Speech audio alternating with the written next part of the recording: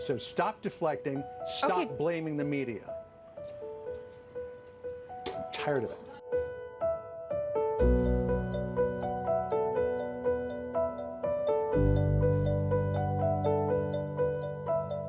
Just one more observation here. If the president didn't know who Proud Boys were and Joe Biden just threw out the name, if he didn't know who they were, why did he denounce them? Why didn't he say, well, I don't know who they are. Can you give me a little bit more information about them and then make a decision about it? So this all remains very puzzling. And for all of you on Twitter who are hammering me for asking that question, I don't care, because it's a question that needs to be asked. And clearly, the president's Republican colleagues a mile away from here are looking for an answer for it, too. So stop deflecting. Stop blaming the media. I'm tired of it.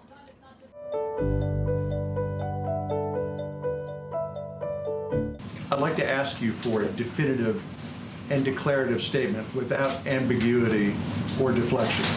As the person who speaks for the president, does the president denounce white supremacism and groups that espouse it in all their forms? This has been answered yesterday by the president himself, the day before by the president himself on the debate stage. The president was asked this. He said, sure, 3 times.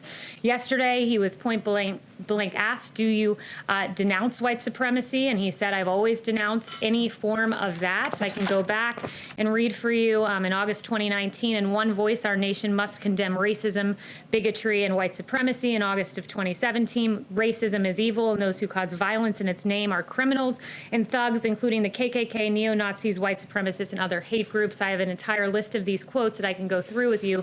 He has condemned white supremacy more than any president in modern history. Just to clear it up this morning, can you, naming it, make a declarative statement that you denounce, that the president denounces it? I just did.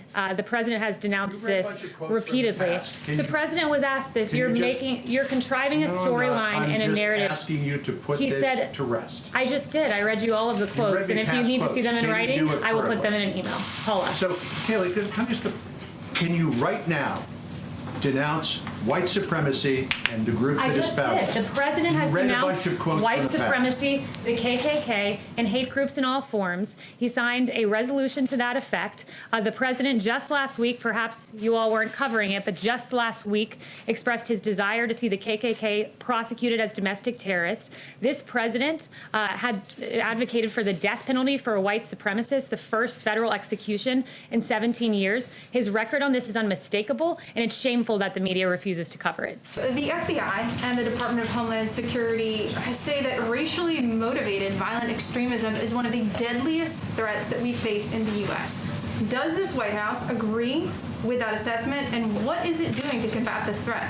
The president has done quite a bit to combat this threat. First of all, last week, he also, in addition to saying he wants to prosecute the KKK as domestic terrorists, he said that lynching should be a national hate crime. Again, I think there's no stronger signal that you can send than advocating for the execution of a white supremacist, the first time there's been a federal execution in 17 years. He's been unmistakable. Is different than actually doing it. He's continually condemned it, and it is really... His record on this, to go to John's question, is mixed. He has condemned it, he has equivocated. At times he said he didn't want to acknowledge it or address it. His record is very mixed on this issue. His record is not mixed in the slightest. And when you go back in history, you can see that history right here. When you go back in history, you can see that Jesse Jackson has praised the president as someone who served underserved communities. This president with Mar-a-Lago, it was the first Palm Beach club open to African Americans and Jews. And in fact, his record is mixed. He has not been consistent on the issue of white supremacy. So I'm asking you, what has this White House done to combat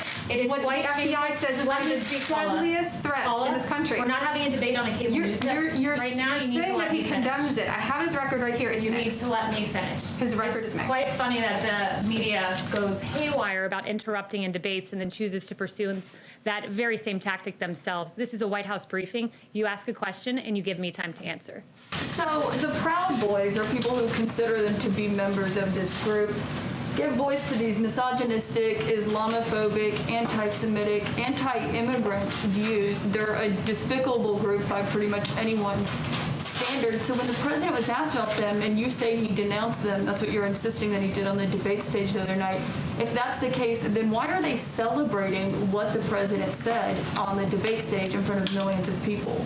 Well, I don't speak for that group, so I'm not sure why you're asking me why they're saying a certain If thing. someone denounced you, you probably wouldn't put it on a t-shirt and make badges of it, right? The president did denounce them. He was asked, will you tell them to stand down? He said, sure, went on to stand. Which seems like an He instruction. said stand back, and then just yesterday when he was asked, he said specifically stand down, a synonym with stand back, and the president said sure when asked by the moderator whether they should stand down. So No, he again, it's really interesting too to see that the media seems to be the only one putting the names of these groups into headlines, into media reporting. He didn't know who the Proud Boys were. The first time I heard of them was in the debate, but the media continues to put these names into circulation and give them a lot of public attention. He was given about 12 hours, more than that, since from the debate from when he was asked to clarify yesterday. And he didn't come out and clarify yesterday. Instead, he did what you did when John asked you to unambiguously denounce these groups. You just pointed to past things that you've said. You can't, I just don't understand why you knew you were going to get these questions and you don't have a statement ready to just say, we do unambiguously denounce these groups. Caitlin, you know what is, do you know why people have lost trust in the media? There was a reporter from your network yesterday, your network, and in a tweet said, quote, the president. I'm asking you a question. I don't even know what you're going to bring up, but that has nothing to do with what I'm asking you right now. I sat here when you lobbed your partisan attack question, so you will allow me to give an answer. The president and someone from your network said yesterday in a tweet, the president dodged a question about white supremacy. That was a tweet from a CNN reporter. The president specifically, verbatim, was asked yesterday, white supremacy, do you denounce them? To which he responded, I have always denounced any form of that. Those are the facts. And CNN, I know that truth is of no moment to your network, but those are the facts. They're not the facts. Why are Republicans are calling on the president to be more forceful? His own party. Thanks, Kelly.